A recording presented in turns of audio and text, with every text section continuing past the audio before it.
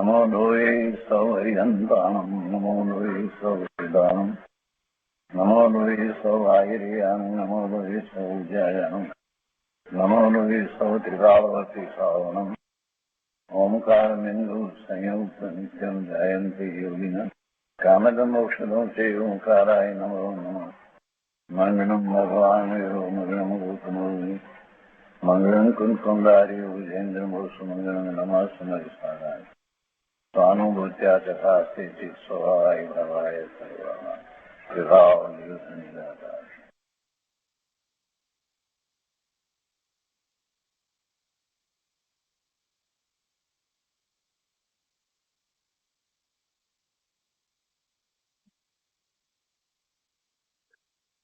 દ્રવ્ય સંગ્રહ એમાં આપણે બૃહદ દ્રવ્ય સંગ્રહ નેમિચંદ સિદ્ધાંતિક દેવ રચિત એનો સ્વાધ્યાય કરી રહ્યા છીએ. બ્રહ્મદેવની ટીકા છે અને એની 2 ગાથા સુધી આપણે સ્વાધ્યાય કર્યો છે. બીજી ગાથામાં જે વ્યાખ્યાઓ કરવામાં આવી, જીવ, ઉપયોગ, અમૂર્ત, કર્તા વગેરેની, એના બધાના અર્થ આપણે મૂળ શાસ્ત્રમાંથી કર્યા છે અને એ વિસ્તારને પણ આપણે સમજ્યા છીએ. તે પછીથી આપણે પૂજ્ય ગુરુદેવના પ્રવચન દ્વારા પહેલી ગાથા અને એની પહેલા જે મંગલાચરણ એનો વિસ્તાર સમજ્યા અને હવે આજે આ જે બીજી ગાથામાં જે આપવામાં આવ્યું છે એના અર્થ પૂજ્ય ગુરુદેવના પ્રવચન દ્વારા લઈએ છીએ. આમાં નયની અપેક્ષાએ ઘણી વાતને સમજાવવામાં આવી છે. આ શાસ્ત્રની એ વિશિષ્ટતા છે. એટલે એ બધા 9 બોલ જે છે એમાં પણ એ જ રીતે વાત લેવામાં આવી છે. તો બીજી ગાથા એનો વિસ્તાર કરતા પૂજ્ય ગુરુદેવ જે કહે છે એ આપણે લઈએ છીએ. આ બધા 9ના અર્થ આપણે કર્યા છે એટલે પુનરાવર્તન તો થશે, પણ સાથે સાથે પૂજ્ય ગુરુદેવે એમાંથી જે અધ્યાત્મ સમજાવ્યું છે એનો આપણને ખ્યાલ આવશે. તો 9 બોલ બીજી ગાથાની અંદર આ રીતે લીધા છે કે જીવ ઉપયોગમય અમૂર્ત કરતા સ્વદેહ પ્રમાણ ભોગતા સંસાર સ્થિત સિદ્ધ અને ઉર્ધ્વગમન સ્વભાવી એ પ્રમાણે જીવના 9 અધિકાર છે અને એનું વિસ્તારથી વર્ણન પછી આગળ આવશે. તો ગુરુદેવ અહીંયા કહે છે કે જ્ઞાન મૂર્તિ શુદ્ધ ચિદાનંદ અભેદ આત્મા છે. તેના ઉપયોગના 12 પ્રકાર પડે છે. 12 પ્રકારે જે ઉપયોગ કહેવામાં આવ્યો એ તો પર્યાય રૂપ છે. એટલે કહે છે કે તે 12 પર્યાયો જીવ દ્રવ્યની છે. એટલે ઉપયોગના જેટલા પ્રકારો છે તે બધા જીવની પર્યાયને લીધે છે. પર્યાયને લીધે તે પરને લીધે તે પર્યાય નથી, પરંતુ એ પોતાની પર્યાય છે અને એને કારણે ઉપયોગના જેટલા પ્રકાર છે તે બધા જીવની પર્યાયને લીધે છે. પરને લીધે તે પર્યાય નથી. દ્રવ્ય દ્રષ્ટિના વિષયમાં તો પર્યાયને અભૂતાર્થ કહે છે. સમયસારમાં તો એ વાત આવી, ત્યાં તો પર્યાયને અભૂતાર્થ કહી છે, પણ અહીં તો જ્ઞાનનો વિષય છે. તો જ્ઞાનના વિષયની અંદર પર્યાય પણ પોતાને કારણે છે તે ઓળખાવે છે અને ભાવ કર્મનો કરતા નિશ્ચયથી જીવ છે એમ આમાં કહે છે. સમયસારમાં એમ નથી કહ્યું. સમયસારમાં એમ કહે છે કે નિશ્ચયથી આત્મા રાગનો કરતા છે જ નહીં. અહીંયા ભાવ કર્મનો કરતા જીવને કહીએ તો એનો અર્થ શું થયો કે શુભાશુભ ભાવનો કરતા જીવ છે. પણ સમયસારમાં જ્યાં દ્રષ્ટિ પ્રદાન કથન કરવામાં આવ્યું છે અને દ્રષ્ટિનો વિષય શુદ્ધ સ્પષ્ટ કરવામાં આવ્યો છે, તો ત્યાં તો પછી સમયસારમાં તો એમ જ કહે ને કે આત્મા છે તે શુભાશુભ ભાવનો કરતા છે જ નહીં, એમ વાત ત્યાં તો આવે કે તે દ્રષ્ટિનો વિષય ત્યાં સ્પષ્ટ બતાવવો છે. એટલે ત્યાં શુદ્ધ દ્રષ્ટિનું વર્ણન છે અને અહીં દ્રવ્ય પર્યાય બંનેના પ્રમાણ જ્ઞાનનું વર્ણન છે. અહીંયા જ્ઞાનની મુખ્યતા રાખીને વાત કરવામાં આવી છે.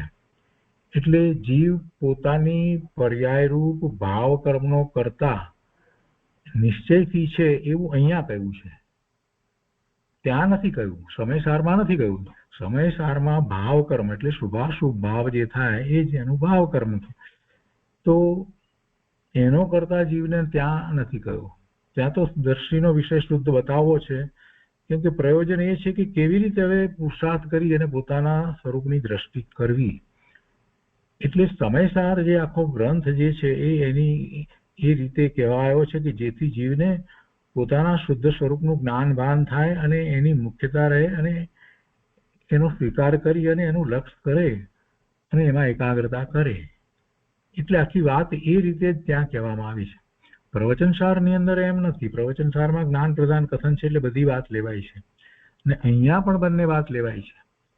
જો બંને વાતને પહેલેથી લઈએ નહીં અને એકલો જીવને શુદ્ધ જ કહી દઈએ તો નિશ્ચય આભાસીપણું આવી જાય. તો પછી કાંઈ ધર્મ કરવાની જરૂર જ રહેતી નથી. હું શુદ્ધ જ છું એમ જ પાત પકડી લો એટલે પતી ગઈ વાત. તો પછી ભાઈ તારે ધર્મ કરવાની કાંઈ જરૂર જ નથી. એટલે એ વાત શુદ્ધ જ છું એ વાત ક્યારે આવે? છેલ્લે આવે. જ્યારે હવે જીવ ભવના ભ્રમણથી થાક્યો છે, શ્રી ગુરુ પાસે આવ્યો છે અને માર્ગ સાંભળવા માગે છે કે કેવી રીતે માર્ગ છે, કેવી રીતે પોતે આ ભવના ભ્રમણ દૂર કરે, ત્યારે એ ધર્મ સમજાવે છે અને એમાં વસ્તુ સ્વરૂપને જેમ છે તેમ સમજાવે છે. શા માટે એને દુઃખ છે, પર્યાયમાં આ બધી મલિનતા છે તો એનું કારણ શું છે, એમાં કર્મની પણ વાત કરે છે. અને એ કર્મ એને ભાવ જે થાય છે એ પ્રમાણે કર્મના બંધ પડે છે અને ઉદય આવે છે. આ બધી વાત સમજાયા પછીથી હવે કે એનો ઉપાય શું? ત્યારે ઉપાય તરીકે એમ કે છે કે ભાઈ ઉપાય તો તું તારા સ્વરૂપનું લક્ષ્ય કર. અને સ્વરૂપનું લક્ષ્ય કેવી રીતે કરવું, કેવું સ્વરૂપ છે તો એ સમજાવ્યા પછીથી કહે છે કે હવે તું માત્ર બીજો બધો વિચાર છોડી દે અને એટલું શુદ્ધ નિશ્ચય નહીંથી જે તારું શુદ્ધ સ્વરૂપ જે છે એને દ્રઢ કરી અને હવે એકાગ્રતા એમાં કર. એટલે છેલ્લી વાત જે છે તે સમયસારની અંદર છે. સમયસારમાં જે વાત કરવામાં આવી છે કોને માટે વાત કરવામાં આવી છે? કે જેને આ બધો અભ્યાસ થયો છે અને જેને નિર્વિકલ્પ ધ્યાનમાં પોતાના સ્વરૂપની પ્રાપ્તિ કરવી છે એને માટે સમયસારમાં દ્રષ્ટિનો વિષય શુદ્ધ બતાવવામાં આવ્યો છે. આ વાતને પકડે નહીં અને સમયસારની કેટલી બધી વાત ને એના બધા વિસ્તારો ને એના વર્ણનો ને પેટા ભેગ ને આ બધીની ચર્ચાઓ કર્યા કરે અને પોતાને ડાયો હોશિયાર વિદ્વાન માને. આવું વર્તમાનમાં ઘણું ચાલી રહ્યું છે. પણ ફંડામેન્ટલ બેઝિક જેને કહેવાય એ વાતને સમજતા નથી કે ભાઈ સમયસારમાં જે કહ્યું છે એ ક્યારે જરૂર પડશે તારે, એ છેલ્લી વાત છે. અને એ જ્યારે એની જ્યારે જરૂર પડે તો એનો અર્થ એમ કે તને બધો નિર્ણય થઈ ગયો છે, તને વર્તમાન પર્યાયમાં મલિનતાનો નિર્ણય થયો છે.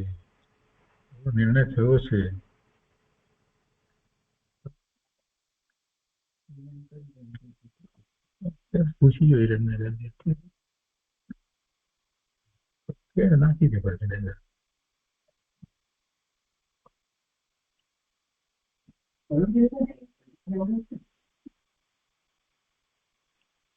તો વાત એ ચાલી રહી છે અહીંયા કે દ્રષ્ટિના વિષયની વાત ગુરુદેવે અહીંયા સ્પષ્ટ એટલા માટે કરી કે શુદ્ધ દ્રવ્ય દ્રષ્ટિનું વર્ણન ત્યાં સમયસારમાં છે. અને અહીં દ્રવ્ય પર્યાય બંનેના પ્રમાણ જ્ઞાનનું વર્ણન છે. જીવ પોતાની પર્યાય રૂપ ભાવ કર્મનો કરતા નિશ્ચયથી છે એ અહીંયા કહેવામાં આવ્યું છે. ત્યાં ભાવ કર્મનો કરતા નિશ્ચયથી નથી, કેમ કે ભાવ કર્મ એટલે શુભાશુભ ભાવ એ કાંઈ જીવનું સ્વરૂપ નથી. દ્રષ્ટિનો વિષય જ્યાં મુખ્ય કરી એને વાત કરીએ ત્યારે એ વાત રહેતી નથી. એટલે વિરોધાભાસ નથી, પણ ત્યાં વાત આખી જુદી છે. અને જડ કર્મનો કરતા વ્યવહાર છે એમ અહીંયા કહેશે. અહીંયા ભાવ કર્મનો કરતા નિશ્ચયથી અને જડ કર્મનો કરતા વ્યવહાર એમ અહીંયા આ શાસ્ત્રમાં કહે છે. એટલે ભાવ કર્મનો કરતા એ છે તો એને ખ્યાલ આવે ને કે પોતાની ભૂલ થયેલી છે, પોતે શુભાશુભ ભાવે થઈ રહ્યો છે અને એનો કરતા પોતે થાય છે અને એને કારણે જડ કર્મ બંધાય છે. તો જડ કર્મ એ વ્યવહારથી છે અને ભાવ કર્મને કારણે જ પોતે દુઃખી થઈ રહ્યો છે. એ વાતનો નિર્ણય કરવા માટે અહીંયા તો એ રીતે જ વાત કરવામાં આવી. એટલે અહીંયા આ રીતે વાત છે. એ પ્રમાણે નવે અધિકારની અંદર એ નવો દ્વારા વસ્તુ સ્વરૂપને સ્પષ્ટ કરવામાં આવ્યું છે. તો સંસાર દશા પણ જીવની છે અને સિદ્ધ દશા પણ જીવની છે. એ બંને દશા જીવની જ છે. બંને દશા જીવની જ છે. સિદ્ધ દશા અત્યારે નથી, ત્યારે સંસાર દશા છે, પણ સિદ્ધ દશા પણ જીવની જ છે. કોઈ પરને કારણે સંસાર દશા કે સિદ્ધ દશા નથી. સિદ્ધ દશા પ્રાપ્ત થતા જીવને ઉર્ધ્વગમન થાય છે એટલે ઉર્ધ્વગમન સ્વભાવ છે જીવનો એ વાત પણ અહીંયા આવી. જીવનો સ્વભાવ કેવો છે તો કે ઉર્ધ્વગમન સ્વભાવ છે, એક સમયમાં નિર્વાણ પામે છે તો સિદ્ધ શિલા ઉપર બિરાજમાન થઈ જાય છે. હવે આ બધી વાત અહીંયા એક રીતે કહીએ એક અપેક્ષાએ ઉપોદ્ઘાત તરીકે લેવામાં આવી, મૂળ વાત તરીકે, પણ હવે બધા નવે નવને સમજાવવામાં આવે છે. તો એ પણ પાછા આપણે લઈએ છીએ જે શાસ્ત્રમાંથી આપણે કર્યા છે પૂજ્ય ગુરુદેવના પ્રવચનમાંથી ફરીથી આજે લઈએ છીએ. તો પહેલી વાત છે જીવની. જીવને માટે કહે છે અહીંયા કે શુદ્ધ નિશ્ચયથી તો આદિ મધ્ય અને અંત રહિત છે. આ વાત ત્યાં શાસ્ત્રની અંદર આપણે સમજ્યા. કોઈ આદિ નથી, એનો અંત નથી એવો જીવ છે, આદિ મધ્ય અને અંત રહિત છે, અને નિજ પર પ્રકાશક છે, સ્વ પર પ્રકાશક છે, કર્મ વગેરેની ઉપાધિ રહિત છે અને શુદ્ધ છે. આવા ચૈતન્ય સ્વરૂપ પ્રાણ તે જીવના નિશ્ચય પ્રાણ છે. આદિ મધ્ય અને અંત રહિત જે છે એટલે અનાદિ અનંત જે છે એ કર્મની ઉપાધિ રહિત શુદ્ધ છે અને ચેતન ભગવાન આત્મા છે. તો એવા ચૈતન્ય સ્વરૂપ પ્રાણ તે જીવના નિશ્ચય પ્રાણ છે ને એનાથી જે જીવ ત્રિકાળ જીવે છે એનાથી જીવ ત્રિકાળ રહ્યો છે. હવે એ સિવાય જે પ્રાણની વાત કરવામાં આવે છે તો ત્રિકાળ પ્રાણની વાત તો બરાબર કરી દીધી, પણ પછી સાથે ને સાથે અહીંયા કહે છે કે ત્રિકાળ એક રૂપ ચૈતન્ય પ્રાણ તે જ જીવના નિશ્ચય પ્રાણ છે, પણ ઇન્દ્રિય વગેરે જળ પ્રાણોથી કે અશુદ્ધ પ્રાણોથી ખરેખર જીવ જીવતો નથી, પણ એવા પ્રાણ છે ખરા. હવે ખરેખર એનાથી નથી જીવતો તો પછી શા માટે એ ઇન્દ્રિય વગેરે પ્રાણ 10 પ્રાણની વાત આપણે કરીએ છીએ ને. પંચેન્દ્રિય સંજ્ઞી જે છે એને મન, વાણી ને કાયા છે, શ્વાસોશ્વાસ છે, આયુષ છે અને 5 ઇન્દ્રિયો છે, એમ 10 પ્રાણ હોય છે, એનાથી જીવે છે વાત કરીએ છીએ. તો એ સંસાર પર્યાયની અંદર એને છે એટલે એ વાતને આપણે માનવી તો પડે. એટલે એ ઇન્દ્રિય વગેરે જળ પ્રાણોથી કે અશુદ્ધ પ્રાણોથી ખરેખર જીવ જીવતો નથી. જો ખરેખર એનાથી જીવ જીવતો હોય તો સિદ્ધને પણ એવા પ્રાણ હોવા જોઈએ, પણ એમ નથી, એમ એ વસ્તુ સ્વરૂપ નથી. એટલે આ જે છે એને અહીંયા સમજાવવામાં આવ્યું છે.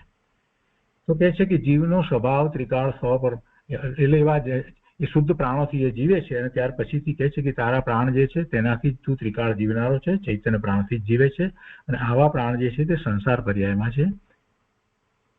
હવે કહે છે કે જીવનો સ્વભાવ ત્રિકાળ સ્વ પર પ્રકાશક છે, અનાદિથી આવો જ સ્વભાવ છે, પણ તેને ભૂલીને મિથ્યાત્વથી બીજી રીતે માની બેઠો છે. નિગોદને ભલે ખબર નથી પણ તેનો સ્વભાવ જ્ઞાન સ્વભાવ તો એવો જ છે, સ્વ પર પ્રકાશક જ છે. નિગોદના જીવને ભલે ખબર નથી પણ એકેન્દ્રિય બેન્દ્રિય બધાને ક્યાં ખબર છે કે પોતાનો આવો જ્ઞાન સ્વભાવ છે. સંઘની પચેન્દ્રિયમાં કેટલાને ખબર છે, મનુષ્ય થયા છે એવાને કેટલાને ખબર છે કે પોતાનો જ્ઞાન સ્વભાવ સ્વ પર પ્રકાશક છે. અરે જૈનોમાં પોતાની જાતને જૈન કેવડાવે છે એમાં કેટલાને ખબર છે, પણ એમને ખબર નથી માટે કંઈ એવો જ્ઞાન સ્વભાવ મટી જતો નથી. જ્ઞાન સ્વભાવ તો સ્વ પર પ્રકાશક જ છે. જેને એવો નિર્ણય થાય છે એ પછી ધર્મમાં આગળ વધે છે. ત્રિકાળ ચૈતન્ય પ્રાણથી જીવનારો ને સ્વ પ્રકાશક ચૈતન્ય પ્રભુ પોતે છે, પણ મિથ્યા દ્રષ્ટિને એ વાતની કંઈ ખબર નથી. ચૈતન્ય પ્રાણ જીવના ત્રિકાળ છે અને આ સ્વ પર પ્રકાશકપણું જે છે એ પણ ત્રિકાળ છે. બીજા કોઈ પ્રાણ કદી નવા પ્રગટ્યા નથી. આ ચૈતન્ય પ્રાણ કે સ્વ પર પ્રકાશકપણું કે કંઈ નવું થયું નથી અને એનો વિયોગ પણ થતો નથી, એનાથી જીવ જીવે છે. હવે એના વિશે થોડી વધારે સ્પષ્ટતા બીજી વાત કરતા કહે છે કે અશુદ્ધ નિશ્ચય નહીંથી અનાદિ કર્મ બંધને વશ થઈને અશુદ્ધ એવા દ્રવ્ય પ્રાણ અને ભાવ પ્રાણોથી જીવે છે. પેલી શુદ્ધ નિશ્ચય નહીંથી વાત કરવામાં આવી, ચૈતન્ય પ્રાણથી જીવે છે. અશુદ્ધ નિશ્ચય નહીંથી અહીંયા કહે છે કે એને શુભાશુભ ભાવ છે, એ પણ એના ભાવ પ્રાણ છે અને દ્રવ્ય પ્રાણ જે આપણે 10 કહીએ છીએ તે એનાથી જીવ જીવે છે. પણ આ અશુદ્ધ નિશ્ચય નહીંથી કથન કહેવાયું છે. જ્ઞાન આદિની હીનતા તથા રાગ દ્વેષ અને નિમિત્ત રૂપ જડ ઇન્દ્રિયો વગેરેને અહીં અશુદ્ધ પ્રાણ કયા છે. જ્ઞાન આદિની હીનતા તથા રાગ દ્વેષ અને નિમિત્ત રૂપ જળ ઇન્દ્રિયો વગેરેને અહીં અશુદ્ધ પ્રાણ કહ્યા છે. એટલે આવા શુભાશુભ ભાવ વગેરે જે છે એ અજ્ઞાન દશાની અંદર જે કર્યા કરે છે એ બધા ભાવ જે છે એનાથી એ જીવે છે, અને એના નિમિત્તે જે જળ કર્મ બંધાય છે તો એને કારણે આ જળ શરીર એ બધું જે છે તો એનાથી એ જીવે છે. એમ કહેવું એ અશુદ્ધ નિશ્ચયથી છે. પણ ત્રિકાળ શુદ્ધ ચૈતન્ય પ્રાણનું ભાન રાખીને આ અશુદ્ધ નિશ્ચયનું જ્ઞાન થાય છે. તમે ત્રિકાળ ચૈતન્ય શુદ્ધ પ્રાણ ને જાણતા જ નથી, એને માનતા જ નથી, અને માત્ર આ અશુદ્ધ પ્રાણ એટલે જે શુભાશુભ ભાવરૂપ અને આ જે શરીર વગેરે રૂપ જે પ્રાણને જ માનો, બસ એનાથી જીવન છે. તો પછી એ જીવ પોતાના શુદ્ધ સ્વરૂપની પ્રાપ્તિ ક્યારે કરશે, કઈ રીતે કરશે? એને તો પછી એનો વિકલ્પ નહીં આવે. એટલે શુદ્ધ ચૈતન્ય પ્રાણનું ભાન રાખીને આ અશુદ્ધ નિશ્ચયથી જે કહેવામાં આવ્યું છે એને લેવાનું છે. શુદ્ધ ચૈતન્યના ભાન વગર અશુદ્ધતાનું યથાર્થ જ્ઞાન પણ હોય નહીં. એટલે જે દ્રવ્ય પ્રાણની વાત ને ભાવ પ્રાણની વાત ને એ બધી વાત જે છે એ પણ એની યથાર્થ હોય નહીં.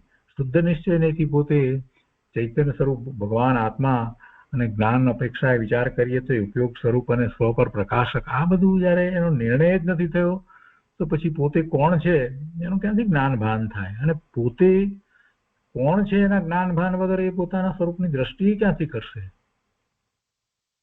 અહીંયા કહે છે કે પર્યાયની સ્વતંત્રતાના જ્ઞાન વગર પર્યાયને સ્વ તરફ વાળીને દ્રવ્યનો નિર્ણય કરી શકશે ક્યાંથી? જ્યાં સુધી પોતે કોણ છે એટલે કે શુદ્ધ નિશ્ચયથી પોતે ભગવાન આત્મા છે અને પોતે પોતાના ચૈતન્ય પ્રાણથી જીવે છે, અને એ ચૈતન્ય પ્રાણ જે ચેતના જે છે એ જ્ઞાન દર્શન રૂપ ચેતના છે, અને એ જ્ઞાન દર્શનની ચેતના એ પોતે પોતાને જાણવા વાળી છે, પણ સાથે સાથે પરને પણ જાણે છે. આ નો નિર્ણય જ ન થયો હોય તો પછી પોતાની વર્તમાન જ્ઞાનની પર્યાયને એ તરફ વાળશે કેવી રીતે? એટલે કે છે કે પર્યાય જે છે એ એક પછી એક ક્રમે સ્વતંત્ર થાય છે, બરાબર છે, પણ છતાંય એનો જે પુરુષાર્થ જે છે એવો છે કે જેને આત્માના શુદ્ધ સ્વરૂપનો નિર્ણય થયો છે એને એ પર્યાય પછી એવી જ થાય છે, એને જ એવી શુદ્ધ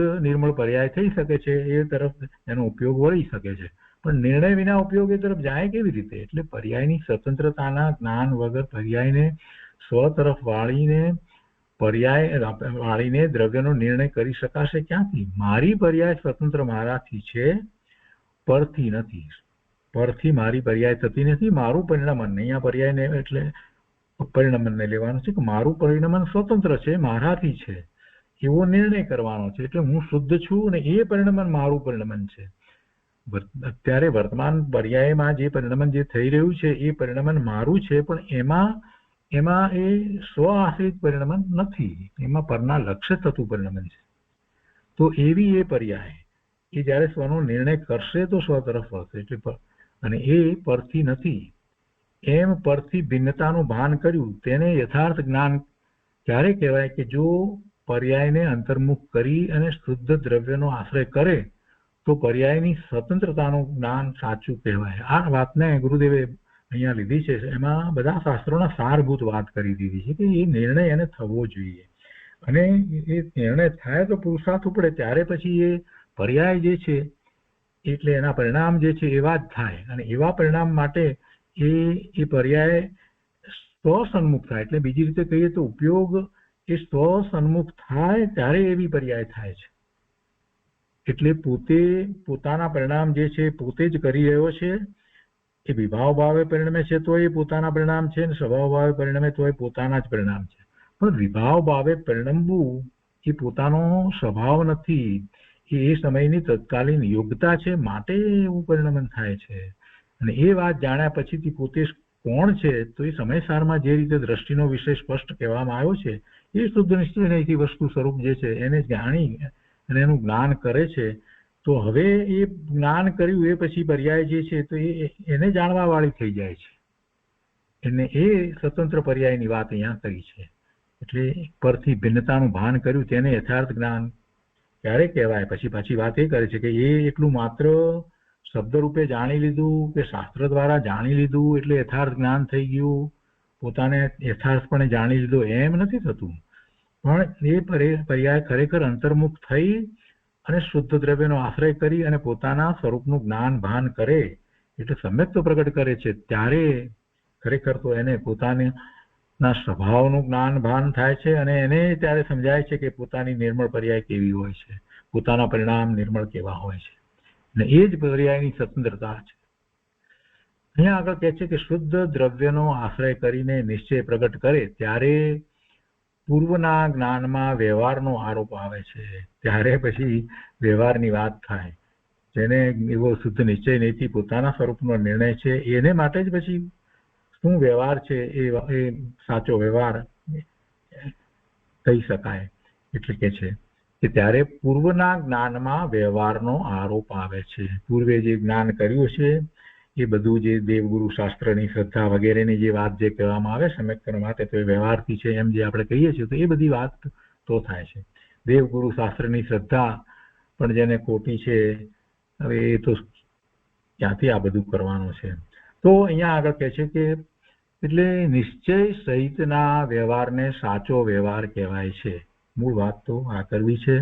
અને પહેલા વ્યવહાર અને પછી નિશ્ચય એમ નથી હોતું, બંને સાથે જ હોય. નિશ્ચયની સાથે જ વ્યવહારની વાત કરવામાં આવે, એમાંથી એક પણ એકલું હોય એમ બનતું જ નથી, એકલો નિશ્ચય હોય એમ ન બને. પણ પ્રયોજનવશ એવી વાત હોય કે શુદ્ધ નિશ્ચયથી જે વસ્તુ સ્વરૂપ આત્માનું શુદ્ધ સ્વરૂપ દર્શાવ્યું હોય એ પોતાને આદરણીય છે અને નિર્વિકલ્પ ધ્યાનમાં એ જ એનો વિષય છે, ત્યારે એ વાત હોય ત્યારે વ્યવહારને ગૌણ કરવામાં આવે. પણ શુદ્ધતાના ભાન વિના એકલી અશુદ્ધતાનું જ્ઞાન, તેને તો એ વ્યવહારે કહેવાતો નથી. એ વ્યવહારથી સાચું જ્ઞાન પણ ગણતા નથી. સ્વના જ્ઞાન વિના પરનું યથાર્થ જ્ઞાન હોય નહીં. સ્વના જ્ઞાન વિના પરનું યથાર્થ જ્ઞાન હોય નહીં. કોઈ કે એવું શા માટે, પરનું તો જ્ઞાન થાય જ ને, આવી કોઈ દલીલ કરે. તો પ્રભુ સ્વનું જ્ઞાન થાય ત્યારે સમ્યક દર્શન થાય, ત્યારે માન્યતા સમ્યક થાય, સાચી થાય, શ્રદ્ધા સાચી થાય. સાચી શ્રદ્ધા એટલે કે જેવી જીનેશ્વર ભગવાનની વાત જે રીતે જ્ઞાનમાં આવી છે એ પ્રમાણે, એટલે કે જીનવાણીમાં જે વાત આવી છે એ પ્રમાણે શ્રદ્ધા થાય. પ્રભુએ જે પ્રમાણે જગતનું સ્વરૂપ, જીવનું સ્વરૂપ કહ્યું છે એ પ્રમાણે શ્રદ્ધા થાય. હવે એવી શ્રદ્ધા ન હોય ને મતિ કલ્પના એ બધા અર્થ કરતો હોય તો પછી એ જે પરને જે જાણે છે એ એનું પરનું જાણવું જે છે એની બુદ્ધિપૂર્વકનું છે. એ તો માત્ર આ સ્કંધને જોશે, એના પરમાણુને તો એ જાણવાનો જ નથી. એનું તો બધું સ્થૂળતાથી જ બધું જે છે માહિતી જ્ઞાન છે, એટલે એ સાચું હોય નહીં. અને એને લીધે જ એને રાગ દ્વેષ થાય છે. જ્યારે એ સૂક્ષ્મપણે પ્રભુએ કહ્યું એમ જ્યારે જાણે છે કે ભાઈ આ ભૂતગળના સ્કંદ છે ને એ ભૂતગળનું પરમાણુનું કાર્ય એના કારણે જ થાય છે, એમાં જીવ કાંઈ કરી નથી શકતો, અને તે સ્કંદમાંથી પરમાણુ છૂટા પડી જાય છે, તો એ બધી વાતને સમ્યકપણે બરાબર જેમ પ્રભુએ કહ્યું છે એમ જાણ્યું તો પછી એને એ સંબંધીના રાગ દ્વેષ થતા નથી.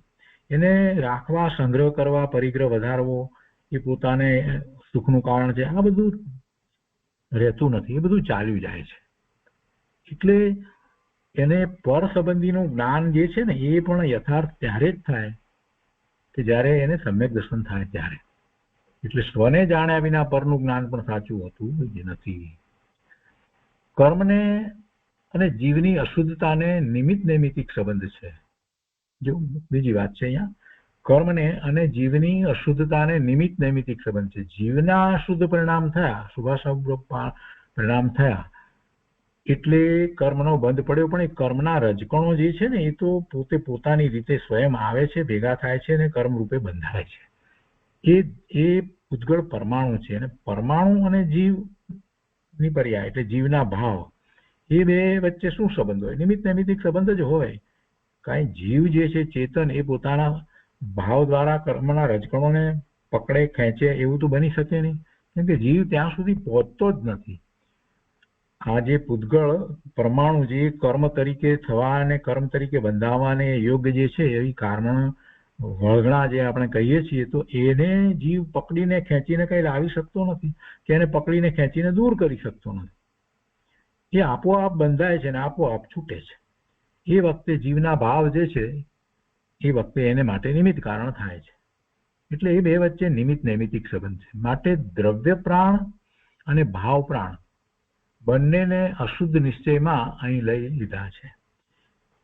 ખરી રીતે જળ પ્રાણ તો અસદભૂત વ્યવહારમાં જાય છે. જળ પ્રાણ એટલે આ શરીર વગેરે અને કાર્મણ શરીરને તેજસ શરીરને એ બધું ઔદારિક શરીર કે બધા જે શરીરો જે છે એ તો અસદભૂત વ્યવહારમાં જાય છે. તો એનાથી તો એ તદ્દન જુદો છે. પણ એના જે ભાવ પ્રાણ જે છે, ભાવ પ્રાણ જે છે એને આપણે એમ કહીએ કે એ અશુદ્ધ નિશ્ચય નૈથી છે એમ કહેવામાં આવ્યું. એને અશુદ્ધ નિશ્ચય નૈથી કહેવામાં આવે. અને આ જે જળ પ્રાણ જે છે ને એ તો અશુદ્ધ નિશ્ચય નહીં પણ નહીં, એ તો અસદભૂત વ્યવહારના એની અંદર જાય છે. પણ અહીંયા એને જુદા નથી પાડ્યા. એ બંનેને અહીંયા એ રીતે લેવામાં આવ્યા છે. હવે આ વાત બધી જીવ સંબંધીની થઈ, એના પ્રાણ સંબંધીની વાત થઈ, એટલે પ્રાણની વાત થઈ ત્યારે શુદ્ધ નિશ્ચય નૈથી વસ્તુ સ્વરૂપ છે એની પણ વાત થઈ ગઈ. બધો વિસ્તાર થયો. સમયસારની અંદર જે રીતે કહેવાયું છે એનું પ્રયોજન વગેરે પણ આપણે સમજ્યા. એનું જ્ઞાન સ્વભાવ પણ સમજ્યા, ઉદ્ભવ સ્વભાવ પણ સમજ્યા. જીવ વિશે ઘણું બધું આપણે સમજ્યા. હવે એમાં એક મોટી અને મહત્વની વાત જે છે તે ઉપયોગની છે. ઉપયોગ કઈ રીતે? તો ઉપયોગની વાતને હવે સમજાવે છે કે જીવ ઉપયોગમય છે. ચેતના કયું? પણ હવે ચેતનાની અંદર તો જ્ઞાન દર્શનની ચેતના છે અને એ જ્ઞાન અને દર્શન બંને ઉપયોગમય છે. અને એ ઉપયોગને વિશે ગુરુદેવે અહીંયા વાત લીધી છે કે 12 ઉપયોગ તે પણ જીવનો સ્વભાવ છે. ઉપયોગના 12 ભેદ છે અને તે પણ પોતાની પર્યાય છે. તેથી તે ભેદને પણ અહીં નિશ્ચયમાં ગણ્યા છે. સમયસારની અંદર તો શુદ્ધ ઉપયોગ જે છે એ જ લેવામાં આવ્યો છે. એટલે જેમાં ઉપયોગ સ્વ તરફ વળ્યો છે એને જ લેવામાં આવ્યો છે. એ જ પોતાનું સ્વરૂપ એમ લેવામાં આવ્યું છે. કેમ કે ત્યાં દ્રષ્ટિનો વિષય સ્પષ્ટ કરી અને તમને નિર્વિકલ્પ ધ્યાનમાં લઈ જવા છે. એટલે આખી વાત છે. અહીંયા એ વાત નથી, અહીંયા સમજવાનું છે. એટલે અહીંયા બીજી બધી વાતને પણ સાથે લીધી છે. એટલે એમ કે છે ગુરુદેવ કે અહીંયા જે ઉપયોગના 12 ભેદ જે કહેવામાં આવ્યા છે તો એ ઉપયોગના 12 ભેદ છે તે પણ પોતાની પર્યાય છે. કેમ કે એ ઉપયોગના ભેદ જે પડે છે તો એ તો પર્યાય રૂપે છે ને. એટલે તેથી તે ભેદને પણ અહીં નિશ્ચયમાં ગણ્યા છે. શુદ્ધ દ્રવ્યાર્થિક નયથી તો પરિપૂર્ણ અને નિર્મળ એવા જે કેવળ જ્ઞાન કેવળ દર્શન રૂપ ઉપયોગ છે તે ઉપયોગ સ્વરૂપ જીવ છે. પૂર્ણ શુદ્ધ સ્વરૂપ એટલે કેવળ જ્ઞાન સ્વરૂપ કેવળ દર્શન સ્વરૂપ જે ઉપયોગ જે છે એ ઉપયોગ જીવનો છે. એ નિશ્ચયથી દ્રવ્યાર્થિક નયથી શુદ્ધ નિશ્ચય નયથી તો એટલે કેવું કે શુદ્ધ દ્રવ્યાર્થિક નયથી તો પરિપૂર્ણ અને નિર્મળ એવા જે કેવળ જ્ઞાન દર્શન રૂપ ઉપયોગ છે તે ઉપયોગ સ્વરૂપ જીવ છે. એ જ ઉપયોગ જીવનો છે. તો કહે છે કે જો ઉપયોગની પર્યાય અંતરમાં વળી અને અભેદ થઈ ત્યાં તેને દ્રવ્યાર્થિક નયના વિષયમાં લઈ લીધેલ છે. એ ઉપયોગની પર્યાય કે જે 12મા પરનું લક્ષ કરતી હતી એને પર્યાર્થિક નયના વિષય તરીકે કહી છે. તો એ પર્યાય અને જે ઉપયોગ સ્વ તરફ વળ્યો અને સ્વ તરફ વળ્યો ત્યારે સ્વ સાથે અભેદ થયો, બેપણું પણ ન રહેવું, તો એને દ્રવ્યાર્થિક નયના વિષયમાં લઈ લીધા છે. તો પોતાના જ પરિણામ પરનું લક્ષ કરે છે એ વખતે ઉપયોગ પર તરફ છે અને એ પરિણામ જે છે એ પણ પોતાના છે. એ પણ પરિણામ પોતાના છે. પણ એ પરિણામ શાશ્વત પરિણામ નથી, કાયમી પરિણામ નથી, સ્વના આશ્રય થયેલા પરિણામ નથી અને એ સમયની યોગ્યતા રૂપ પરિણામ છે. એવા અશુદ્ધ પરિણામ જે છે એ વખતે ઉપયોગ 12માં છે, પરનું લક્ષ કરે છે. એનાથી જુદું કે જેમાં ઉપયોગ સ્વ તરફ વળ્યો છે અને સ્વને એ ઉપયોગ જાણે છે, સ્વ દ્વારા ઉપયોગ કહો કે જ્ઞાન દર્શન કહો, તો એ ઉપયોગ દ્વારા એ પોતે પોતાને અનુભવ એનો અનુભવ કરે છે તો એ અભેદ થઈ અને તે સ્વરૂપ સાથે અભેદ થઈને, ભેદ રહેતો નથી, બેનો દ્વૈત રહેતો નથી, એવી રીતે એ ઉપયોગ પોતાને જાણે છે. તો એને પછી દ્રવ્યાર્થિક નયનો વિષય કહી દીધો. એટલે અહીંયા એ વાત ગુરુદેવે બહુ ટૂંકમાં એક વાક્યની અંદર ઘણું બધું કહી દીધું છે કે ઉપયોગની પર્યાય અંતરમાં વળીને અભેદ થઈ ત્યાં તેને દ્રવ્યાર્થિક નયના વિષયમાં લઈ લીધેલ છે. અને અશુદ્ધ નયથી જીવ ક્ષયોક્ષમિક જ્ઞાન દર્શન વાળો છે. આ રીતે બે નયોથી જીવને ઉપયોગમય વર્ણવ્યો છે. આ ક્ષયોક્ષમિક જ્ઞાનમાં કેવળ જ્ઞાન નથી, ક્ષયોક્ષમિક જ્ઞાન છે. તો શુભા એ ક્ષયોક્ષમિક જ્ઞાન સહિત એનો જે ઉપયોગ પ્રવર્તી રહ્યો છે એ અનેક પ્રકારે પ્રવર્તી રહ્યો છે. એ શુભાશુભ ભાવ રૂપે પણ થાય છે. તો એ અશુદ્ધ નયથી છે. શુદ્ધ નયથી જયારે વિચાર કરીએ તો એનો ઉપયોગ તો એક જ પ્રકારે હોય, અભેદ દ્રવ્ય સાથે અભેદ, પોતાની ત્રિકાળી શુદ્ધ વસ્તુ સાથે અભેદ હોય. એટલે એને દ્રવ્યાર્થિક નયના વિષયમાં લીધો. અને અશુદ્ધ નયથી જીવ ક્ષયોક્ષમિક જ્ઞાન દર્શન વાળો, આ રીતે બે નયોથી જીવને ઉપયોગમય વર્ણવ્યો છે. હવે અહીંયા એના વિશે વધારે વિસ્તાર આવે છે, એ આપણે લઈએ છીએ. વધારે સ્પષ્ટતાઓ ઘણી કરવામાં આવી છે. આપણે પહેલી ભાગ કરી દીધો છે, પણ એનું જરાક અહીંયા પુનરાવર્તન બીજા દિવસના પ્રવચનની અંદર ગુરુદેવે લીધું છે. એટલે એમાં એ વાત છે કે નિશ્ચયથી શુદ્ધ ચૈતન્ય પ્રાણથી અનાદિ અનંત જીવે છે, અને અશુદ્ધ નયથી આત્મા રાગાદિ અને ઇન્દ્રિય રૂપ અશુદ્ધ પ્રાણથી જીવે છે. એ પહેલા જીવની વાત લઈ લીધી. હવે ઉપયોગની વાત જે ચાલી રહી છે એ અહીંયા બીજામાં આવે છે, અને એનો થોડો વધારે વિસ્તાર આપણે લઈએ છીએ, જે આપણને ખૂબ અધ્યાત્મનું જ્ઞાન કરાવવાનારો છે અને ઉપયોગી છે. તો કહે છે કે નિશ્ચયથી તો આત્મા કેવળ જ્ઞાન અને કેવળ દર્શનથી અભેદ શુદ્ધ ઉપયોગ સ્વરૂપ છે. આ તો મૂળભૂત વાત છે. આત્માના કેવળ જ્ઞાન કેવળ દર્શન સ્વરૂપ ઉપયોગનો સ્વીકાર કરવામાં ન આવે ત્યાં સુધી જીવ ખરેખર કાંઈ પુરુષાર્થ કરી શકતો જ નથી. ભલે એ દીક્ષા લઈ લે, બધી વાત કરી, પણ પોતાને એ કેવળ જ્ઞાન કેવળ દર્શન સ્વરૂપ જ્યાં સુધી માનતો જ નથી, પોતાને સિદ્ધ સમાન શુદ્ધ માનતો જ નથી, પોતાને ભગવાન આત્મા ત્રિકાળ અનાદિ અનંત માનતો જ નથી, ત્યાં સુધી શું પુરુષાર્થ કરવાનો છે?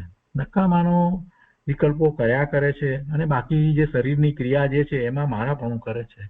એ શરીરની ક્રિયામાં પછી તપ પણ થાય, બધું થાય. એ બધું શરીરની ક્રિયા શરીરના કારણે થતી હોય, અને એને એવા વિકલ્પો હોય, એમાં શુભ ભાવ છે વિકલ્પ સાથે, તો એને પુણ્યનો બંધ પડે, પણ એથી કઈ ધર્મ થતો નથી, ભવના ભ્રમણ અટકતા નથી. એટલે મૂળ વાત જે છે એને તો એને સમજવી તો પડે, અને એ મૂળ વાતનો સ્વીકાર પણ કરવો પડે. ભલે વર્તમાનમાં એના પરિણામ જુદી રીતે થાય છે, પણ એ વાત તો લેવી તો પડે. એટલે ગુરુદેવ કહે છે કે નિશ્ચયથી શું છે? શુદ્ધ નિશ્ચય નહીંથી વિચાર કરીએ તો ઉપયોગ કેવો હોય? શુદ્ધ નિશ્ચય નહીંથી ઉપયોગ તો કેવળ જ્ઞાન કેવળ દર્શન સ્વરૂપ જ ઉપયોગ હોય.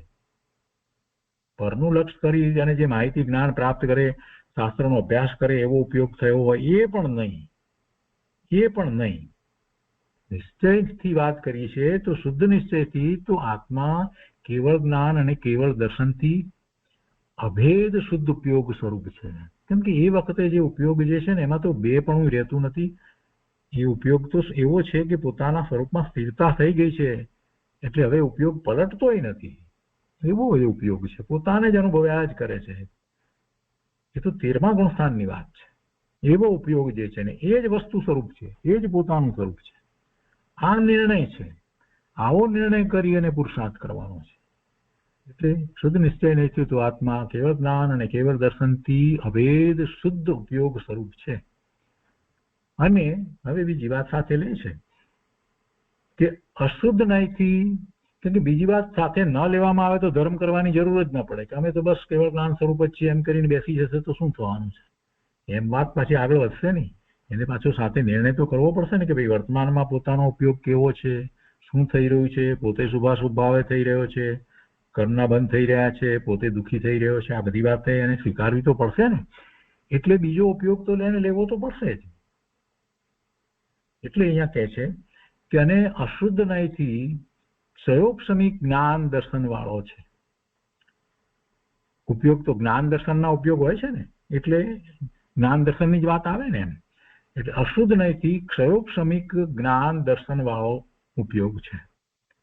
પર્યાયમાં જ્ઞાન આદિની હીનતા છે તે પણ પોતાની લાયકાતથી છે. હવે આ ક્ષયોક્ષમિક જ્ઞાન દર્શન વાળો છે તો એ કેવી રીતે?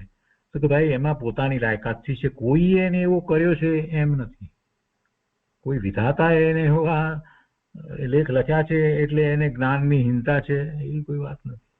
કોઈને કારણે છે એવું નથી. પોતાની એવી લાયકાત છે, એવી યોગ્યતાથી એ એવો ક્ષયોક્ષમિક જ્ઞાન દર્શન વાળો છે. વર્તમાનમાં આપણે બધા ક્ષયોક્ષમિક જ્ઞાન દર્શન વાળા છીએ. જ્ઞાનનો ઉઘાડ આપણને ઓછો વધતો છે, અને એમાં ઓછા વધતાના તો કેટલા બધા લેવલ, કેટલાય લેવલો. સંઘની પચેન્દ્રિય થયો છે તો એમ કહીએ કે આપણને પર્યાપ્ત જ્ઞાન દર્શનનો ઉપયોગ છે કે જે દ્વારા આપણે સ્વરૂપનું લક્ષ્ય કરી શકીએ એટલો પર્યાપ્ત છે. પણ સંઘની પણ મળ્યું ન હોય તો એ જે જ્ઞાન દર્શનનો ઉઘાડ જે એને મળ્યો છે એ કેવો છે? એ પૂરતો નથી. શેને માટે? સ્વરૂપની પ્રાપ્તિ માટે. એટલે સંઘની પચેન્દ્રિય થયો છે એ જ પોતાના સ્વરૂપની પ્રાપ્તિ કરી શકે છે. એટલો એને જ્ઞાન દર્શનનો ક્ષયોક્ષમ હોવો જ જોઈએ. અને એથી ઓછો જે છે એ બધા તો બિચારા પોતે પોતાના સ્વરૂપની પ્રાપ્તિ અનુભૂતિ કરી શકતા નથી. આપણને અત્યારે આ સંઘની પચેન્દ્રિયપણું મળ્યું છે એટલે એનો અર્થ જ એ છે કે આપણને એટલો જ્ઞાન દર્શનનો ક્ષયોક્ષમ છે, એનો એટલો ઉઘાડ છે, એને પૂર્ણ ઉઘાડ થઈ જાય છે. એ કરવાનું છે કેમ કે એ પોતાનું સ્વરૂપ છે. તો અહીંયા કહે છે કે અશુદ્ધ નયથી ક્ષયોક્ષમિક જ્ઞાન દર્શન વાળો ઉપયોગ છે, અને પર્યાયમાં જ્ઞાન આદિની હીનતા છે તે પણ પોતાની લાયકાતથી છે. ક્ષાયિક જ્ઞાન દર્શનને, ક્ષાયિક જ્ઞાન દર્શન એટલે ક્ષાયિક જ્ઞાન એટલે કેવળ જ્ઞાન, અને ક્ષાયિક દર્શન એટલે કેવળ દર્શન. તો ક્ષાયિક જ્ઞાન દર્શનને તો દ્રવ્યમાં અભેદ ગણીને દ્રવ્યાર્થિક નયમાં લીધા. બરાબર? કેવળ જ્ઞાન કેવળ દર્શનમાં ઉપયોગ થયો તો એ દ્રવ્યાર્થિક નયના વિષય તરીકે લઈ લીધા. દ્રવ્યમાં અભેદ થઈ જાય છે, એ દ્રવ્ય સાથે અભેદ થઈ જાય છે, ઉપયોગ પલટાતો નથી 13મા ગુણસ્થાનની દશાની અંદર. એટલે એ વાત કરી છે અહીંયા કે ક્ષાયિક જ્ઞાન દર્શનને એટલે કે કેવળ જ્ઞાન કેવળ દર્શનને તો દ્રવ્યમાં અભેદ ગણીને દ્રવ્યાર્થિક નયમાં લીધા. અહીંયા નયની અપેક્ષાથી બધી વાત કરવામાં આવી છે ને. આ શાસ્ત્રની વિશેષતા જે છે કે નય દ્વારા વસ્તુ સ્વરૂપને એટલું બધું સ્પષ્ટ કર્યું છે, અને જે એ નય દ્વારા વસ્તુ સ્વરૂપને સ્પષ્ટ કરે પછી આ જીવને બીજે ક્યાંય દ્રષ્ટિ થશે જ નહીં. એટલે આ દ્રવ્ય સંગ્રહનો અભ્યાસ જે છે ને એ બહુ સૂક્ષ્મતાથી કરવા જેવો છે. એમ ઉપરથી જવા દેવા જેવું નથી, અને એક પણ દિવસ વચ્ચે પાડવાનો નથી, અને આખો સ્વાધ્યાય થઈ ગયા પછીથી પોતે જાતે એનો વિચાર કરવાનો છે. જે નથી સમજાયું એને ફરી ફરીને વાંચવાનું છે ને વિચારવાનું છે. એક એક વાતને બરાબર સમજવાની છે. નય દ્વારા જે વાત જે કરવામાં આવી હોય એને જે તે નય દ્વારા જ સમજવી જોઈએ. તો અહીંયા કહે છે કે સમયસારમાં અભેદ દ્રષ્ટિથી તો ગુણ ગુણીના ભેદનો પણ નિષેધ કર્યો છે. ગુણ ગુણીનો ભેદ પણ નથી એ બી વાત લીધી. કેમ કે દ્રષ્ટિનો વિષય અભેદ બતાવવો છે કે જેનું લક્ષ્ય થઈ શકે, એકાગ્રતા થઈ શકે. ભેદમાં એકાગ્રતા થાય નહીં, એટલે ગુણ ગુણીનો ભેદ પાડવા જશે તો એકાગ્રતા કેવી રીતે થશે? એટલે ત્યાં તો વસ્તુ સ્વરૂપને અખંડ અભેદ જ દર્શાવી છે. એટલે અભેદ દ્રષ્ટિથી તો ત્યાં તો ગુણ ગુણીનો ભેદ પણ લીધો નથી, એનો પણ નિષેધ કર્યો. શુદ્ધ ચૈતન્ય મૂર્તિ આત્મા ત્રણેય કાળે એક રૂપ છે. ત્રણેય કાળે, ભૂતકાળમાં એમ જ હતો, વર્તમાનમાં એમ છે ને ભવિષ્યમાં એમ જ રહેવાનો છે. આ તો વસ્તુ સ્વરૂપ છે, અને તે જ પોતાનો સ્વભાવ છે. એટલે એ જ સ્વભાવ દ્રષ્ટિનું અવલંબન છે. એવો નિર્ણય કરો, એવો નિર્ણય કરી અને એવું વસ્તુ સ્વરૂપ છે તો એના અવલંબને જીવ પોતે સ્વરૂપમાં એકાગ્રતા કરી અને નિર્મળ પરિણામ પ્રગટ કરી શકે છે. અને એ વસ્તુ એમ જ છે, અનાદિ અનંત એમ જ છે, ત્રિકાળ એમ જ છે. એટલે એને ભૂતાર્થ કહી. જે અનાદિથી છે જ, નવી થઈ જ નથી, એટલે એને ભૂતાર્થ કહી છે. અને અહીંયા આ સમયસારમાં એ રીતે આખી વાત છે. અને અહીં કેવળ જ્ઞાન પર્યાયને હવે અહીંયા શું લીધું છે કે અશુદ્ધ નિશ્ચય નયથી જે એનો ઉપયોગ જે છે તે એનો ક્ષયોક્ષમ જે છે તે એનો વિચાર કરી અને જે પૂર્ણદશા જે પ્રગટ કરે છે તો એ પર્યાયને લીધી છે. તો એ પર્યાય જે કેવળ જ્ઞાન કેવળ દર્શનની પર્યાય જ્યારે થાય છે તો એ વાતને અહીંયા લેવામાં આવે તો પછી એ પર્યાયની અપેક્ષાથી જોઈએ તો એ નિશ્ચય છે. તો શું કે છે કે અને અહીં કેવળ જ્ઞાન પર્યાયને અહીંયા કેવળ જ્ઞાન પર્યાયને દ્રવ્ય સાથે અભેદ ગણીને દ્રવ્યાર્થિક નયનો વિષય કહો. એટલે આ સમયસારની અંદર જે વાત કેવળ જ્ઞાનની જે કરવામાં આવી દ્રવ્યાર્થિક નયના વિષયની ત્યાં એ રીતે લેવાનું છે. તો અહીં કેવળ જ્ઞાન પર્યાયને દ્રવ્ય સાથે અભેદ ગણીને દ્રવ્યાર્થિક નયનો વિષય કયો છે. કેવળ જ્ઞાન પર્યાયનો ભેદ પાડીને લક્ષમાં લેવું તે તો વ્યવહાર છે અને તે અભૂતાર્થ છે. એટલે કેવળ જ્ઞાન જુદું કેવળ જ્ઞાન થયું એમ જ્યારે આપણે કહીએ તો એ બધો વ્યવહાર છે. કેમ કે એ પર્યાય થઈને એ અપેક્ષાથી એ નવી થઈ ને જે હતી નહીં એ થઈ એટલે એ અભૂતાર્થ કહેવામાં આવે. પેલી દ્રવ્યાર્થિક નયના વિષયભૂત જે ગણવામાં આવ્યું જે છે એ વાત આખી જુદી કહી અને અહીંયા પર્યાયની અપેક્ષાથી એને જ્યારે ભેદ પાડીને લઈએ કે પહેલા એને સમ્યક દર્શનની પર્યાય હતી પછી આગળ વધી અને એને એવી ચારિત્ર્યની પર્યાય થઈ અને પછી જ્યારે એમાં કેવળ જ્ઞાનની પર્યાય થઈ તો નવી પર્યાય થઈ ને તો નવી પર્યાય થઈ એટલે ભૂતાર્થ નથી, પર્યાય અપેક્ષાએ અભૂતાર્થ પણ છે. એટલે કેવળ જ્ઞાન પર્યાયનો ભેદ પાડીને લક્ષમાં લેવું તે તો વ્યવહાર છે અને તે અભૂતાર્થ છે. અભેદ દ્રવ્યની દ્રષ્ટિ કરાવવા માટે કેવળ જ્ઞાન પર્યાયના ભેદને પણ અભૂતાર્થ કહ્યો.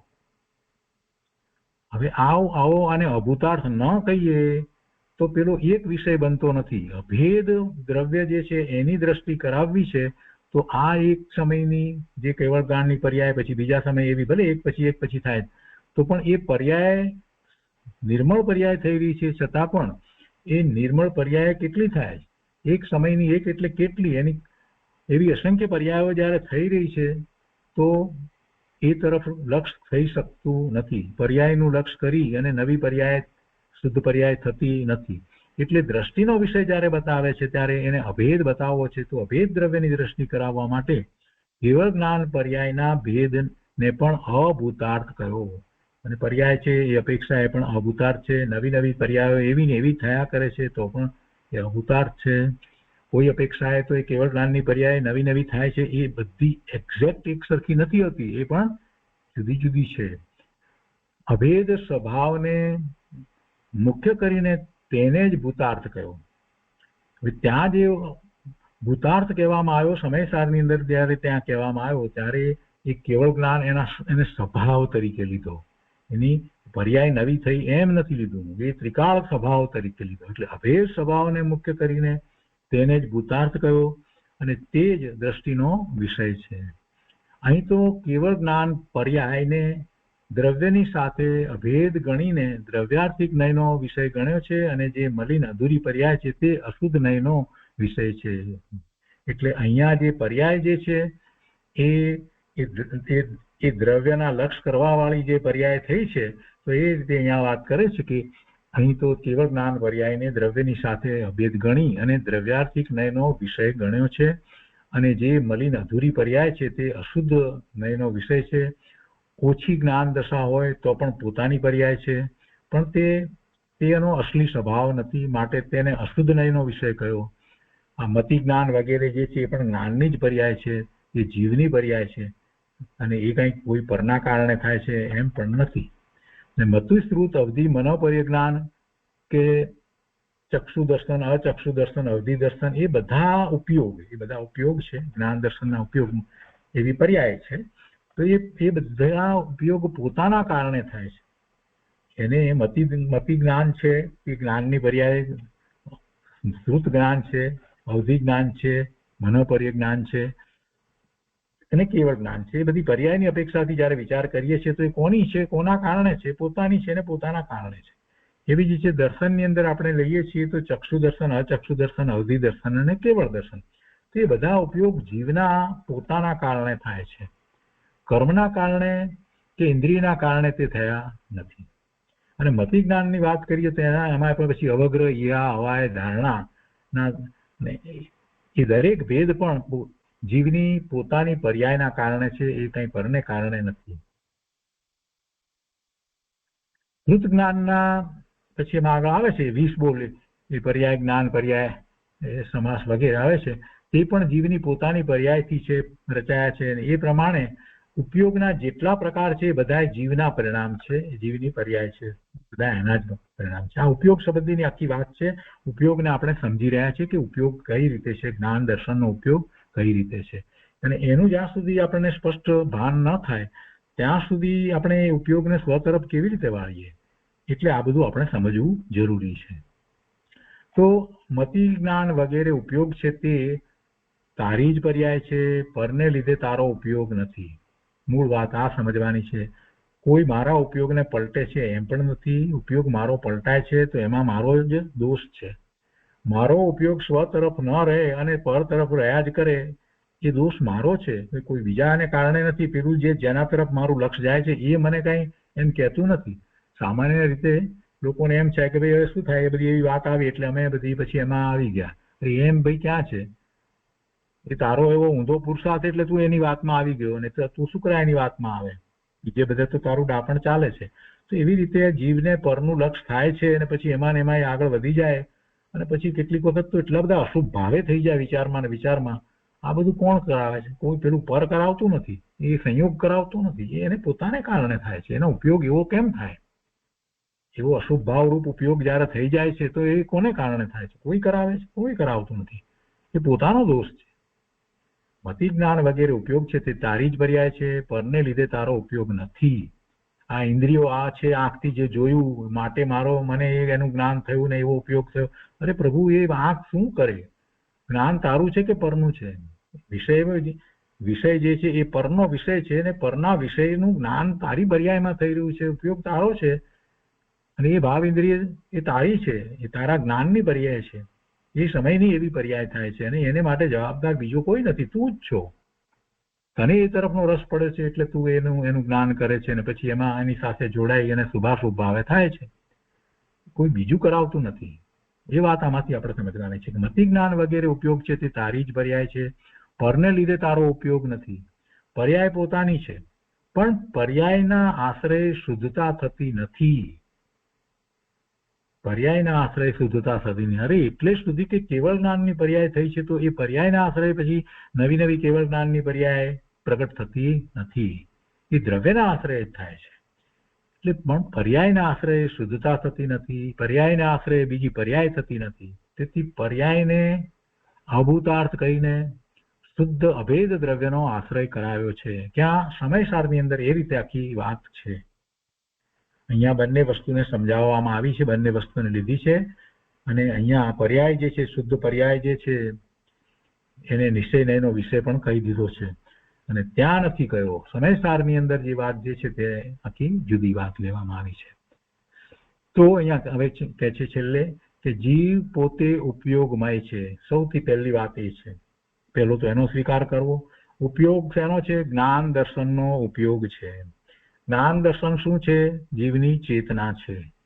તો જ્યારે જીવને ચેતનામય કહ્યો કે જીવ ચૈતન્ય છે એમ કહીએ એટલે તરત જ બીજી વાત શું આવે કે જ્ઞાન દર્શનની ચેતના જીવને છે. આ જ્ઞાન દર્શનની ચેતના કેવી છે? ઉપયોગાત્મક છે. એ જે તરફ ઉપયોગ જાય એનું એને જ્ઞાન દર્શન થાય છે, એટલે એ રીતે ઉપયોગાત્મક છે. તો એવો જીવ પોતે ઉપયોગમય છે. આ મૂળ ફંડામેન્ટલ વાત છે, બેઝિક વાત છે. હવે આગળ અહીંયા કહે છે કે એમ કહ્યું એટલે જીવ અને ઉપયોગ જુદા નથી. જીવ અને ઉપયોગ જુદા નથી. જીવ અને ચેતના જુદી નથી, જીવ અને જ્ઞાન દર્શન જુદા નથી, અને જીવ અને ઉપયોગ પણ જુદા નથી. તો જીવને અને જ્ઞાનને જુદા માને છે તે અન્યમતી મિથ્યા દ્રષ્ટિ છે. એવા એક મતની અંદર એવી રીતે માન્યતા પણ છે કે આત્મા પોતાનું જ્ઞાન કરી શકે નહીં, જીવ પોતાનું જ્ઞાન કરી શકે નહીં. આપણે સ્વ પર પ્રકાશકની વાત કરીએ તો સ્વપ્રકાશક કહીએ છીએ, સ્વને જાણે છે, સ્વને પ્રકાશે છે, તો કે ના, એવું થઈ શકે નહીં, એવું માનવા વાળા છે, એવો મત છે, અન્ય મત છે. એટલે એ જીવ અને જ્ઞાનને જુદા માને છે તે અન્યમતી મિથ્યા દ્રષ્ટિ છે. તેમ હવે એના ઉપરથી આપણે બીજી વાતને સમજવાની છે કે તેમ જૈન સંપ્રદાયમાં રહીને પણ જો કોઈ એમ માને કે મારું જ્ઞાન પર નિમિત્તોને લીધે થાય છે, તો તેણે પણ જીવને ઉપયોગમય જાણ્યો નથી. એના જેવી જ વાત છે. પોતે ઉપયોગમય છે તો પોતાનો ઉપયોગ પોતાને કારણે હોય, એનું જ્ઞાનનું પરિણમન, દર્શનનું પરિણમન પોતાના કારણે થાય, કોઈ પર દ્રવ્યને કારણે થાય એમ બને જ નહીં.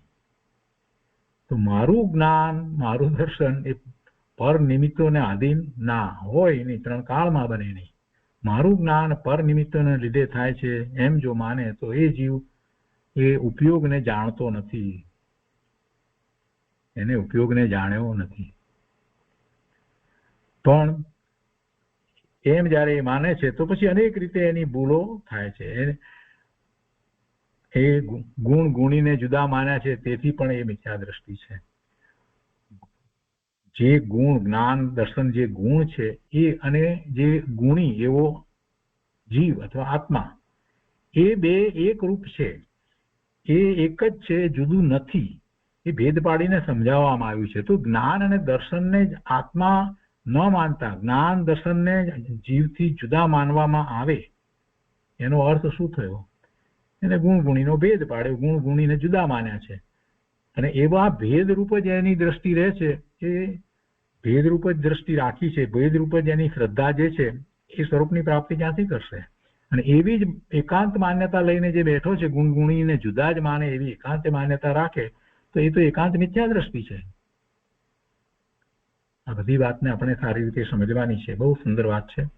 એના પછી ત્રીજી વાત હતી, એ હવે આપણે લઈએ છીએ. અમૂર્તની વાત હતી, તો એ અમૂર્તનો બોલ આપણે હવે લઈએ છીએ. ગુરુદેવે એને જે રીતે સમજાવ્યો છે એમાંથી જે અધ્યાત્મ કાઢ્યું છે એ આપણે સમજવાનું છે.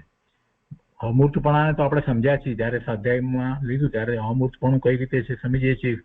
બીજા બધા એક ભૂતગળ સિવાયના પાંચે દ્રવ્યો જે છે એ બધાને અમૂર્તપણું તો છે, એમાં જીવને કઈ વિશિષ્ટ છે એવી કોઈ વાત નથી. અમૂર્તપણું જીવને છે, તો પછી ધર્માસ્તિકાય, અધર્માસ્તિકાય, આકાશ, કાળ એ બધાને પણ અમૂર્તિકપણું છે, ભૂતગળને જ મૂર્તપણું છે. એ વાત આપણે સમજીએ છીએ, પણ એમાં અધ્યાત્મ જે છે એ સમજવાનું છે. હવે એ વાત જીવને જે અમૂર્તપણું છે એની વાત જેના વિશેષ છે કે છે કે જીવનો સ્વભાવ તો ચિદાનંદ અમૂર્તિક છે. જો સ્વભાવમાં અમૂર્તિકપણું લેવું છે, અહીંયા સ્વભાવમાં એની વાતને ઉતારવાની છે. સ્વભાવ તો ચિદાનંદ અમૂર્તિક છે. વ્યવહારથી મૂર્ત કર્મોને આધીન થવાથી સ્પર્શ, રસ, ગંધ, વર્ણ વાળા મૂર્ત પદાર્થ સંયુક્ત છે, એટલે એવા પદાર્થની સાથે રહ્યો છે. શું છે? રસ, ગંધ, વર્ણ વાળો પદાર્થ જેની સાથે રહ્યો છે શરીર. એ શરીર જે છે એની સાથે રહ્યો છે ને એનાથી સંયુક્ત છે, સંસાર પર્યાયમાં છે ત્યાંથી. અને વળી કર્મ એ પણ જળ છે, તો કે છે કે તેથી મૂર્ત છે. એ પૂતગળ સાથે રહ્યો છે તેથી તે એ અપેક્ષાથી મૂર્ત છે, પોતે નથી. પોતે તો ચિદાનંદ જ્ઞાન આનંદ સ્વરૂપ જ છે. પોતે કહે છે કે તેથી જુઓ, આ તો નિમિત્તનું કથન છે. મૂર્ત કર્મો જડ છે, એ કાંઈ જીવને જબરજસ્તીથી પરાધીન કરતા નથી, પણ જીવ પોતે પોતાના સ્વભાવને ચૂકીને જડ કર્મોને આધીન થાય છે. જડ કર્મો, દ્રવ્ય કર્મ, એને આધીન જીવ થાય છે. આ જડ કર્મને કારણે જ આ નો કર્મ એવું શરીર, મન, વાણી બધું છે જ ને. જીવ એને આધીન થાય છે ને કે આ મારી વાણી ને આ મારું શરીર, આ મારું મન, આ બધું, આ મારા પગ ને મારી આંખ, આ બધું તો એને આધીન થાય છે ને. અને એમાં જે કંઈ થાય એ બધું મારું. એમાં રોગ થાય તો એ મારો, અને એ શક્તિશાળી છે તો મારું. યોગા કરીએ એટલે શરીર બરાબર સ્વસ્થ રહે. આ બધી માન્યતા કોની છે? એ જીવની છે. એટલે હું સ્વસ્થ રહું છું એમ યોગાથી. શરીરમાં એટલી એકત્વ બુદ્ધિ પડી છે એટલે એમ માને છે. એ જળ, એ બધા જળ બધું જે છે એને આધીન થાય છે ને, એ વાત કરે છે અહીંયા. પણ જીવ પોતે પોતાના સ્વભાવને, પોતાનો સ્વભાવ તો અમૂર્ત સ્વભાવ છે, એને ચૂકીને જળ કર્મોને આધીન થાય છે. તેથી મૂર્તનો સંયોગ છે, અને તે સંયોગ અપેક્ષાએ વ્યવહારથી જીવને મૂર્ત કહેવાય છે. આ વ્યવહારે કેવો છે? ખોટો વ્યવહાર છે. એ સંયોગથી છે. હવે એ સંયોગ તો ચાલ્યો જાય, કેટલું બધું બદલાય, શરીરમાં કેટલા બધા ફેરફારો થઈ જાય છે. વાળ ધોળા થઈ જાય, દાંત પડી જાય, ને કરચલીઓ મોઢા ઉપર પડી જાય, ને બધું આ બધું તો થઈ જાય છે. તો એ વ્યવહાર એ કેવો છે એ આખું બધું બદલાઈ રહ્યું છે. તો એ સંયોગ જે છે એ સંયોગ એક સરખો રહેતો નથી. સંયોગમાં ફેરફારો થયા કરે છે. તો એ સંયોગથી એને જયારે મૂર્ત કહેવામાં આવ્યો તો આપણને થાય કે એ વ્યવહાર કેવો છે, એ વ્યવહાર અદભુત નથી, સાચો વ્યવહાર નથી, એ બદલાઈ રહ્યો છે એટલો બધો.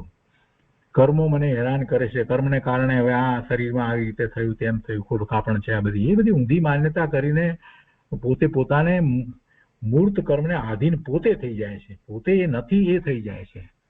અમને આ બધું શરીરમાં છે, અમે માંદા છીએ, અમે બીમાર છીએ,